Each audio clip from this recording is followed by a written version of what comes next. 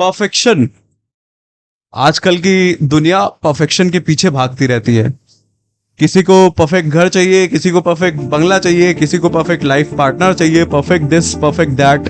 लेकिन क्या आपने कभी भी एक परफेक्ट मर्डर के बारे में सुना है या फिर एक परफेक्ट मर्डर के बारे में सोचा है? एक ऐसा मर्डर जो कमिट किया जाए और कानून आप तक ना पहुंच पाए, that would be a perfect murder. आज की कहानी एक ऐसे इंसान के अराउंड रिवॉल्व करती है जिसने एक परफेक्ट मर्डर करना चाहा, लेकिन उससे थोड़ी सी चूक हो गई। अगले 30 सेकंड बड़ी ध्यान से सुनिएगा। जब मैं छोटा था ना, तो मुझे लगता था कि ये मर्डरर, ये टेररिस्ट, ये चोर डकैत कुछ अलग प्रजाति हैं। लेकिन जैसे जैसे मेरे लाइफ का एक्सपीरियंस बढ़ा तो I got to know that कि ये सारे पब्लिक एनिमीज, मर्डरर्स एक्सेट्रा, ये सब हमारे बीच एकदम घुल मिल कर रहते हैं। ये हमारे जैसे ही होते हैं, बट उनके काम करने का तरीका हमसे अलग होता है। उन्हें हमारे बीच रहने वाला दरिंदा बना देता है उनके काम करने का तरीका। वो भी हमारी तरह इंसान होते हैं, वो भी किसी की कोख से जन्मे होते हैं, वो भी क्राइम डॉक्यूमेंट्री, सिनेमा वगैरह कंज्यूम करते हैं। ये सब बातें मैं आपको इसलिए बता रहा हूँ क्योंकि आज की जो कहानी है वो रिवॉल्व करती है एक सॉफ्टवेयर इंजीनियर के अराउंड। तो इस इंजीनियर को एक क्राइम करना था और उसका मेन एम ये था कि सिर्फ क्राइम नहीं करना बल्कि क्राइम करके बचना भी है। तो उसने बहुत सारी crime documentary, crime shows, crime novels and unsolved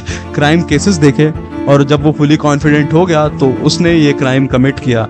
अब यहाँ से कहानी चालू होती है। तो स्वागत है आप सभी का एक और एपिसोड में तहकीकात के। और अगर आपको ये तहकीकात की सीरीज पसंद आ रही हो तो go like and subscribe to this channel. तो कहानी चालू होती है मुंबई से। मुंबई के पास एक जगह है रायगढ़, और ये रायगढ़ के पास एक जगह है माथेरान। माथेरान, वहाँ पे बहुत लॉजेस वगैरह हैं, छोटा सा टूरिस्ट स्पॉट है माथेरान। इन्हीं में से एक लॉज में एक कपल रुका हुआ था। 11 दिसंबर 2021 को ये कपल आए थे और 12 दिसंबर 2021 की तारीख थी और 11 बज रहे थे दिन के। हाउस कीपिंग वगैरह के नॉक करने पे गेट नहीं खुला। फिर थोड़ी सी फाउल स्मेल आनी चालू हुई उस रूम से जिसमें ये कपल रुके हुए थे, और लॉज मैनेजर को बुलाया गया। जब मैनेजर को शक हुआ तो उसने मास्टर की से दरवाजा खोला। अंदर कमरे में कोई नहीं था, लेकिन जब ढंग से देखा गया तो सारे लॉज मैनेजर और होटल स्टाफ की चीखें निकल गई। अंदर बेड के नीचे एक लाश थी। लाश एक लड़की की थी। लाश का सर गायब था, शरीर पर कोई कपड़ा नहीं था। सिर्फ शरीर की बनावट से पता चला कि ये एक लड़की की लाश है। तुरंत पुलिस को फोन किया गया। पुलिस तुरंत आई तो पुलिस ने इन्वेस्टिगेट किया। कमरे में कुछ नहीं मिला। पुलिस ने देखा तो लाश की बाजू थी, बाजू पे एक टैटू था और चाकू से खुरचा गया था उस टैटू को। आज तक ऐसे कई केसेस आ चुके हैं जिसमें जिस्म के निशान की वजह से लाश की आइडेंटिफिकेशन हो जाती है। उस टैटू को मिटाने का यही एक कारण हो सकता था कि लाश की पहचान ना हो। पुलिस ने सोचा अब होटल रजिस्टर देखा जाए, वहां से कुछ इनसाइट्स मिलने की संभावना है। और जब पुलिस ने देखा तो रजिस्टर्ड नाम निकला अमजद खान और रुबीना बेगम का। दोनों का रिश्ता पति पत्नी दिखाया गया था। तो होटल में रुकते समय एक पता डालना होता है, एक एड्रेस डालना होता है, और इस केस में लॉज वालों ने भी काफी लापरवाही दिखाई। आधार कार्ड की जगह कोई और प्रूफ ले लिया था। तो ये एड्रेस इस कातिल ने डाला था, वहां पर कॉन्टैक्ट किया गया और पता चला कि एड्रेस फेक था। ये एक्सपेक्टेड भी था। जिस कातिल ने लाश को आइडेंटिफाई ना किया जा सके उसकी वजह से टैटू खुरच दिया है, वो सही एड्रेस क्यों डालेगा? उसको पकड़ा तो जाना नहीं है। अब पुलिस के सामने टास्क था एक लाश जिसका सर नहीं है और जिसपे कोई कपड़े नहीं है, ना ही रूम में कोई बिलोंगिंग है। उस लाश की आइडेंटिफिकेशन करनी थी और कातिल को भी पकड़ना था। अब पुलिस सीसीटीवी कैमरे का सहारा लेती है। कैमरे में दो चीजें आती हैं। पहले में था कि एक कपल, लड़का और लड़की एंटर करते हैं लॉज में, और कपल के शक्ल ढकी हुई थी क्योंकि उस टाइम कोरोना का टाइम था, तो दोनों ने मास्क पहन रखा था। और तारीख थी 11 दिसंबर 2021 की। दिन के टाइम ये दोनों कपल लॉज में आते हैं। और दूसरी फुटेज थी अगले दिन सुबह की। अगले दिन सुबह 4 बजे, संडे की मॉर्निंग, 12 दिसंबर 2021 को। और इसमें लड़का अकेले एक बैग टांगे हुए काफी घबराहट में स्पीड में लॉज से बाहर निकलता हुआ, भागता हुआ जाता है। यानी जो मर्डर हुआ था वो सैटरडे नाइट से संडे मॉर्निंग के बीच में हुआ था। 2 तस्वीरें मिली थी, लेकिन कोरोना का टाइम था तो मैंने पहले ही बताया दोनों ने मास्क पहन रखा था। ना ही इस लड़के के पास कोई गाड़ी वगैरह थी जिससे इस लड़के को ट्रेस किया जा सके। तो पुलिस ने सोचा कि लॉज में आगे बढ़ते हैं और अलग अलग सारे लॉजेस की फुटेज निकाली। और कई फुटेज निकालने के बाद एक फुटेज मिली। ये फुटेज काफी बड़ा क्लू बनती है इस केस में, क्योंकि जिस रास्ते पे ये लड़का जा रहा था उधर जंगल था। उधर ना ही कोई बस स्टैंड, ना ही कुछ, सिर्फ घना जंगल था। और उसके पास बैग भी था, काफी भारी बैग लग रहा था। पुलिस को शक हुआ कि शायद से ये सबूत डंप करने इस जंगल में गया होगा। पुलिस काफी कॉन्फिडेंट थी कि उनको कुछ जंगल से मिल जाएगा। सर्च ऑपरेशन स्टार्ट करती है पुलिस, और काफी स्ट्रांग फीलिंग थी पुलिस को कि उनके हाथ कुछ आएगा। तभी सर्च करते करते एक खाई मिली और खाई में झांकने पर पता लगा कि नीचे एक काली पॉलीथीन है, पर ये खाई 250 फीट गहरी थी। काफी मेहनत के बाद नीचे पुलिस की टीम पहुंची और जैसे पुलिस की टीम पहुंची तो पुलिस को पास पहुंचते ही पता चल गया कि पॉलीथीन में कुछ ना कुछ तो गड़बड़ है, क्योंकि पॉलीथीन के अगल बगल खून के छींटे थे। पॉलीथीन को जब ऊपर लाया गया तो पॉलीथीन के अंदर से एक लड़की का सर निकला। जाहिर सी बात है ये सर उसी डेड बॉडी का है जो लॉज में मिली थी। और पॉली बैग में एक रिसीट भी थी, और रिसीट एक क्लिनिक की थी। क्लिनिक का एड्रेस था गोरेगांव मुंबई का, और रिसीट की जो पेमेंट हुई थी वो एक कार्ड से हुई थी। अब पता करने पे, डिटेल्स निकालने पे कार्ड की वजह से एड्रेस निकला। पुलिस लड़की के घर पहुंची और वहां पे पता करने पे ये बात सामने आई कि वहां पर एक लड़की रहती थी जिसका नाम पूनम पाल था। घर वालों ने बताया कि पूनम अपने पति के साथ थी और पति के साथ घूमने गई थी। पति का नाम था राम सिलोचन पाल। ये दोनों पति पत्नी अलग अलग रहा करते थे, ये मैं आगे बताऊंगा ये दोनों पति पत्नी अलग क्यों रहते थे। राम सिलोचन के घर पहुंची अब पुलिस। ये राम सिलोचन एक आईटी कंपनी में सॉफ्टवेयर इंजीनियर था, बेलापुर में ही, बेलापुर में रहा भी करता था। जब पुलिस ने राम सिलोचन का फोन ट्रेस किया तो ये बात सामने आई कि सैटरडे के दिन 12 बजे से संडे की मॉर्निंग 10 बजे तक राम सिलोचन का फोन स्विच ऑफ था। ये काफी स्ट्रेंज चीज थी। At the time of murder Ram Silochan का फोन स्विच ऑफ था। पुलिस ने हिस्ट्री निकाली राम सिलोचन की कि क्या इसका फोन पहले भी स्विच ऑफ था, क्योंकि 24 घंटे के लिए इसका फोन स्विच ऑफ था। क्योंकि कुछ लोग ऐसे होते हैं जो भाई जो आदत से मजबूर रहते हैं, जो कहते हैं कि नहीं आज संडे हॉलीडे का दिन है तो आज कोई बात नहीं होगी, आज सारा टाइम फैमिली के लिए है, फैमिली टाइम है अब।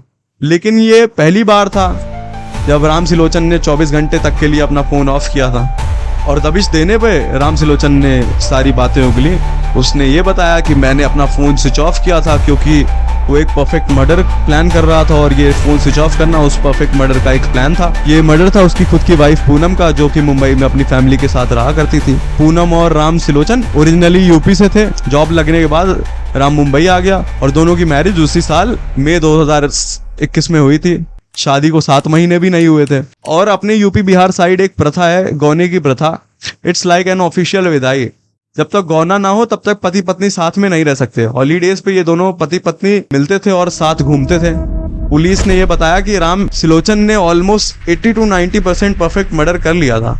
उसने बताया कि वो कुछ महीनों से काफी इंफॉर्मेशन कलेक्ट कर रहा था, how to do a perfect murder. उसने गलत नाम से बुकिंग की में उसकी आइडेंटिटी का पता ना लगे, और उसने एड्रेस भी इसीलिए गलत डाला ताकि पुलिस उस तक ना पहुंच पाए। मास्क पहना और पूनम को भी मास्क पहनाया ये बोल के कि कोरोना है, सावधान रहना है, ताकि पुलिस को शक्ल ना दिखे। उसने फोन स्विच ऑफ करके घर छोड़ दिया ताकि लोकेशन का पता ना लगे, लेकिन यहीं पर वो चूक गया। ये फोन स्विच ऑफ करना उस पे भारी पड़ गया। अगर वो फोन स्विच ऑफ ना करता और फोन ऑन करके ही घर पे छोड़ देता तो पुलिस को शक ना होता, क्योंकि उसके फोन ऑफ करने से काफी शक हो गया पुलिस को। आजकल के जमाने में लोग 1-2 घंटे से ज्यादा फोन ऑफ नहीं कर सकते, और वो सीसीटीवी को लेकर भी थोड़ा कम कॉन्शियस था, क्योंकि आजकल कई कैमराज ऐसे हो गए हैं बहुत दूर दराज के फुटेज खींच लेते हैं। हालांकि उसकी सारी प्लानिंग बेकार हो गई, अब वो पूरी जिंदगी जेल में सड़ेगा।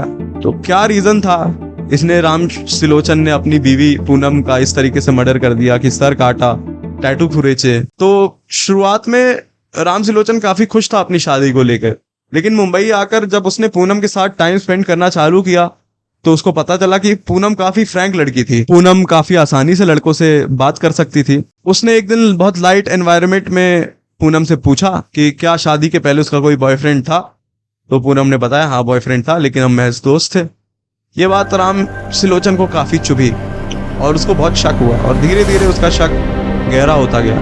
पूनम के आजाद ख्याल की वजह से उसका शक और गहरा हुआ, और उसने डिसाइड किया कि वो एक परफेक्ट मर्डर करेगा। वो परफेक्ट मर्डर होगा अपनी बीवी का, और ऐसा मर्डर करेगा ताकि कानून उस तक ना पहुंच पाए। लेकिन अफसोस वो दोनों तरफ से चूका। पुलिस ने आखिर तक पूछा क्या कि राम सिलोचन के पास कोई ऐसा सबूत है जिसकी वजह से ये प्रूफ हो कि पूनम उसके ऊपर चीट कर रही थी, लेकिन आखिरी तक राम सिलोचन को कोई प्रूफ नहीं मिला। ये थी एक अजीबोगरीब कहानी जिसमें शक और डिल्यूजन के बेसिस पे एक बेगुनाह की जान चली गई, और दूसरी तरफ एक पढ़ा लिखा सॉफ्टवेयर इंजीनियर पूरी जिंदगी जेल में सड़ेगा। तो ऐसे कई सारे केसेस आ चुके हैं जिसमें शक और डिल्यूजन के बिहाफ पे मर्डर्स हुए हैं। पति ने पत्नी को मार डाला, पत्नी ने पति को मार डाला। हमारे बॉलीवुड में भी एक मूवी आई थी ओमकारा। ओमकारा में भी यही सेम था। अजय देवगन शक और डिल्यूजन के बिहाफ पे करीना कपूर का मर्डर कर देता है। ये मूवी एंटरटेनमेंट से ज्यादा सीख थी, लेकिन अफसोस हम सीख से ज्यादा एंटरटेनमेंट पे फोकस करते हैं। हेलो गाइस, आपका इस केस के बारे में क्या ख्याल है, मुझे कमेंट सेक्शन में बताइए। एंड मेरे हिसाब से अगर कोई आपके ऊपर चीट कर रहा है या फिर आपको ऐसा लग रहा है कि कोई आपके ऊपर चीट कर रहा है, आपका पार्टनर, तो आप सीधे सीधे जाके कन्फ्रंट कर सकते हैं। और अगर आप कंफर्म है कि आपका पार्टनर आपके ऊपर चीट कर रहा है तो आप डाइवोर्स ले सकते हैं, सेपरेट हो सकते हैं, rather than planning your own conspiracy, या फिर खुद से इंसाफ करने की कोशिश ना करें, because that's not gonna and well. तब तक के लिए अगला कौन सा केस मैं कवर करूं, आप मुझे कमेंट सेक्शन में बता सकते हैं। And do like and subscribe to this channel. So I will see you in the next episode of Tahkikaat. तब तक के लिए स्टे सेफ।